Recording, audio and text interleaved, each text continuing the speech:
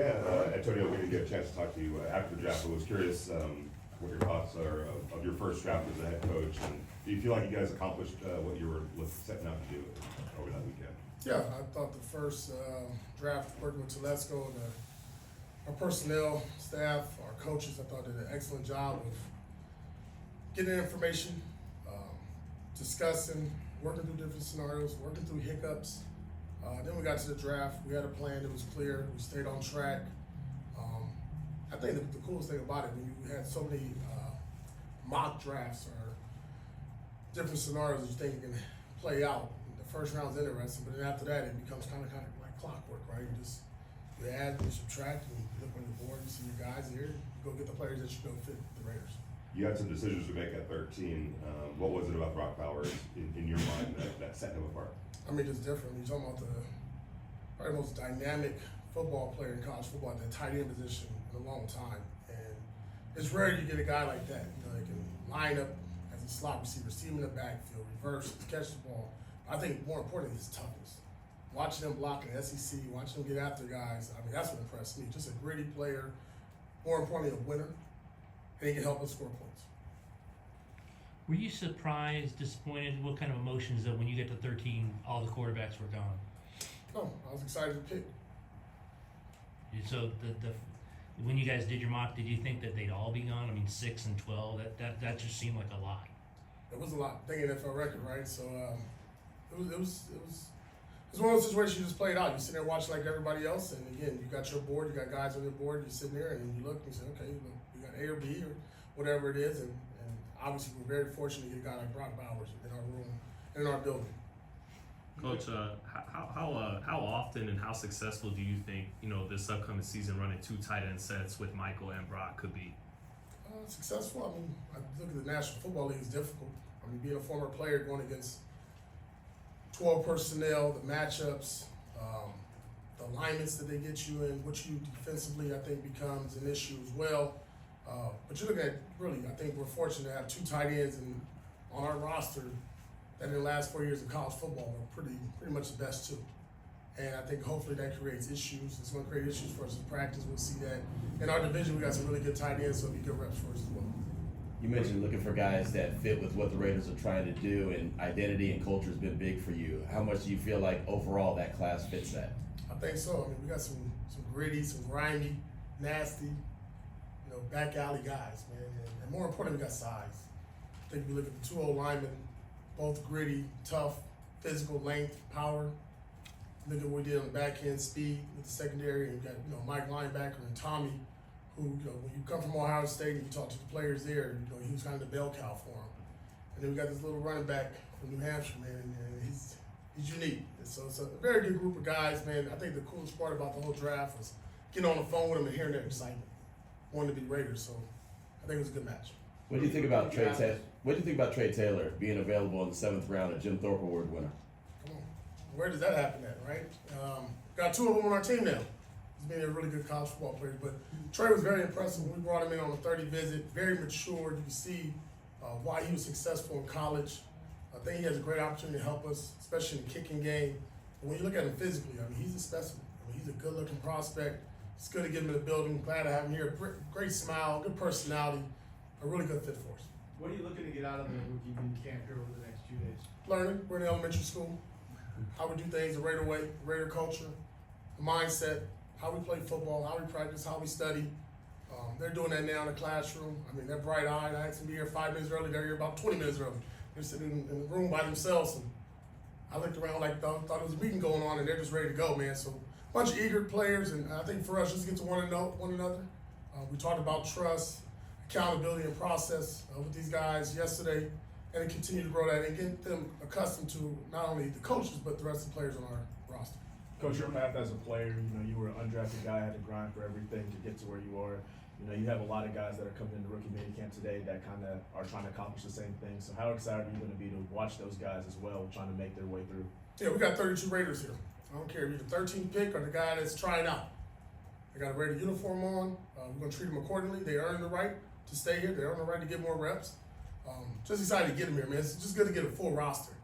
90 guys on the roster. Now we can kind of like put this thing together, right? Start to build this team and what we wanted to look for the 24 season. Antonio, from a personnel standpoint or from a X's and O's standpoint, as a former linebacker, how tough is it to defend a 12 personnel package on the other side of the ball? It's very difficult. I mean, just again, because working these guys align, and I think when you look at our guys, both of them can do a lot of things for you. You can line them up again. I told you, the slot, at the number one wide receiver. You can put them in line. You can put them in pairs. But more importantly, who's matching up on the other side against us? Is it a linebacker? Is it a safety? Is it a nickel? Is it a corner? So I think each team throughout the league, when you look at their 12 personnel, their body types and their skill set changes defensively what you like to do and what you want to do. And that dictates. And I think hopefully our 12 personnel does that this season. When you were playing, did you face that a lot, or was that even in vogue yet?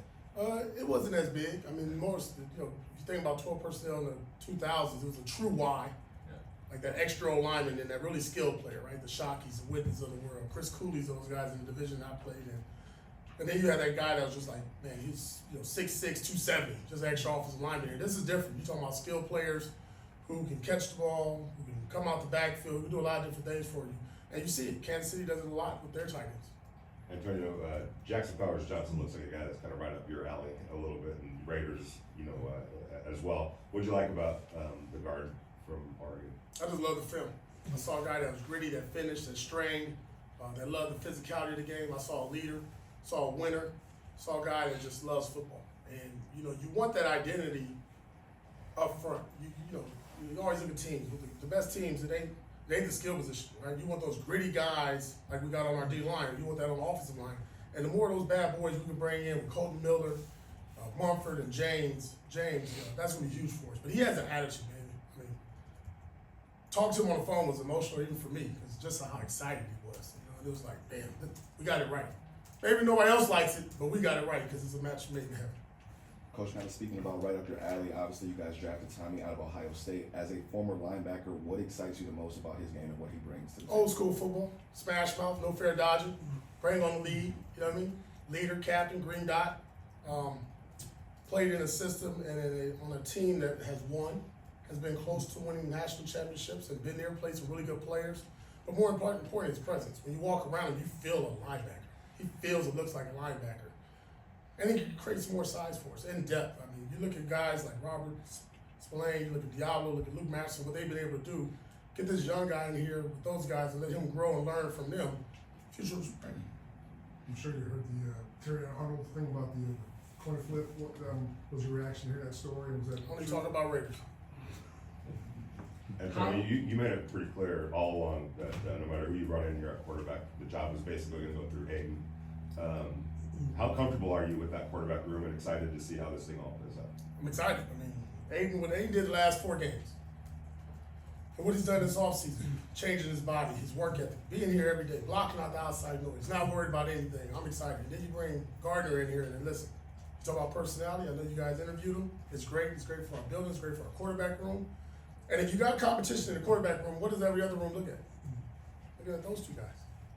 Anthony Brown's done a heck of a job as well. So what I see is guys get out there early.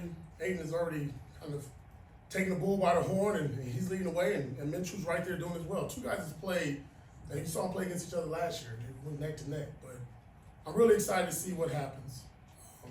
I think it's going to be a process. We're going to stick to the process. But as I said before, Aiden's earned the right to go out there and get the first snap. Aiden said he's been through this before, always had to fight for his job. Do you think that's what benefits him now? Yeah, Aiden has been really tough. I said this last year. I said Aiden has a certain thing mentally where he blocks out outside noise, doesn't worry about it. I'm sure he reads like we all do. But when he comes to work, he's focused, he's prepared, he studies, he puts the time in.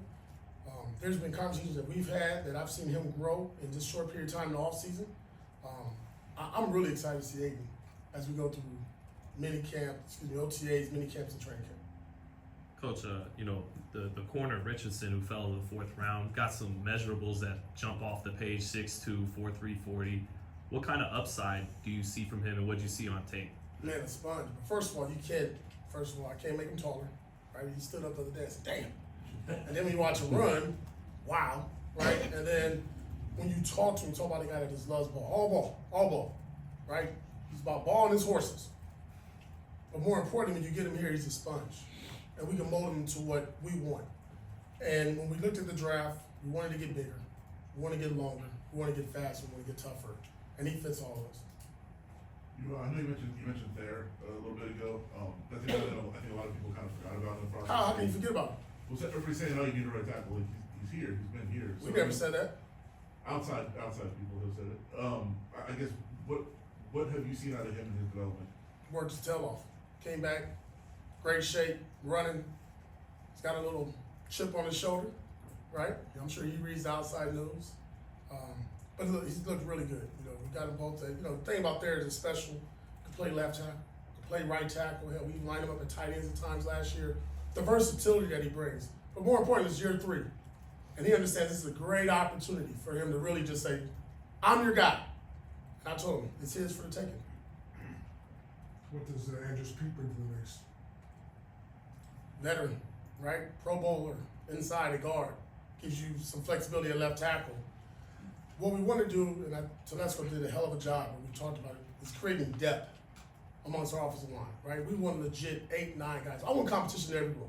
I want guys to be looking around and say, man, I can't have a bad day. There's no such thing as having a bad day.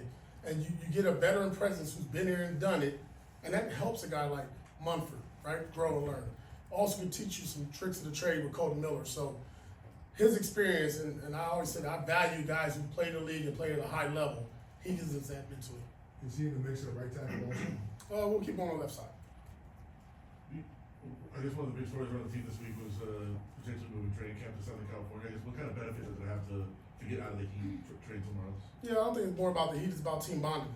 When I played in the National Football League, we never stayed at our facility. I was used to traveling and going away and kind of bunkered up, us and 90 or 85 players at the time, whatever it was, and team bonding, getting together, getting to know one another, get away from all the distractions. All about ball, just ball. You know, I told us I want us to be the tightest group of Raiders that hopefully this organization has seen, and that's what we're going to grow and build on, and get that physical toughness that we want to build on in training camp. And yeah, does it help that it's a little cooler? No doubt. But more importantly, you know, I think it's just good for our team to bond, to get away and just focus on us. You guys good?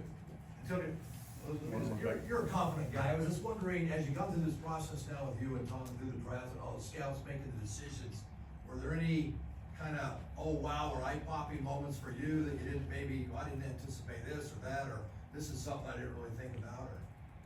Or Be honest, Bowers. We didn't see that one. Didn't see it. Didn't think he'll be there at 13. And was just shocked to see it, kind of just like, okay, he started counting.